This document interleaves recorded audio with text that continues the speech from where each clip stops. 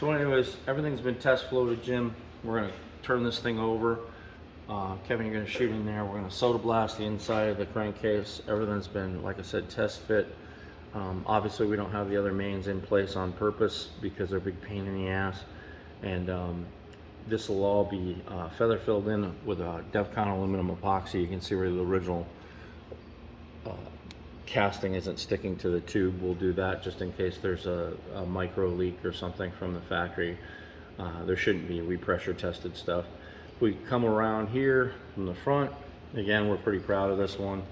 You know, if the person looked at this, they would go, where was it joined? I mean, you can see that, you know, our weld is right there, but once that patina is up, you'd be so hard pressed to tell that that was a cutoff. And if you look down in through there, Kevin's going to try and shoot an oil jet for you.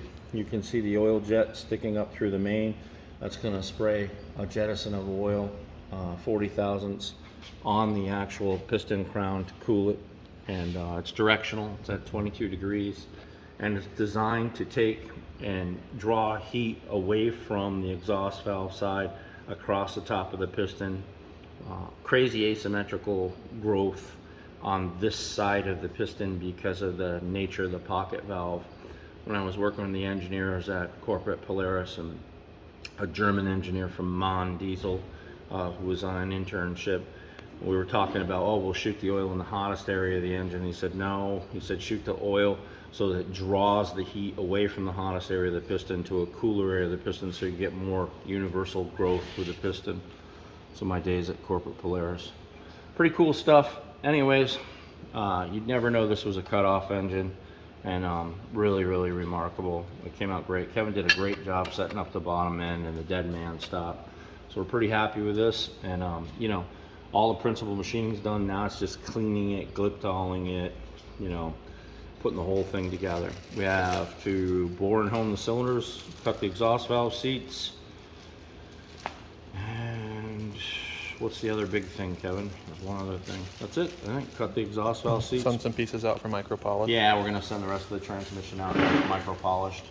And whenever I use gears like this, even though your transmission was really pretty beautiful, I always send them out and have them micro polished. It extends the life of the gear like 4 times. NASA did a study.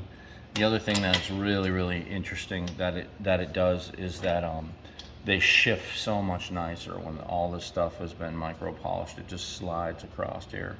It's an isotropic finish, and the oil just clings to it, so it's really kind of a big advantage.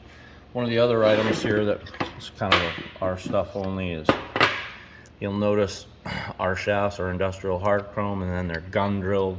And what we do is on hardcore cross-country bikes, you need this chrome finish on this for slipperiness. We actually pressurize the transmission area in here. Think about this, that entire huge, there's one right here.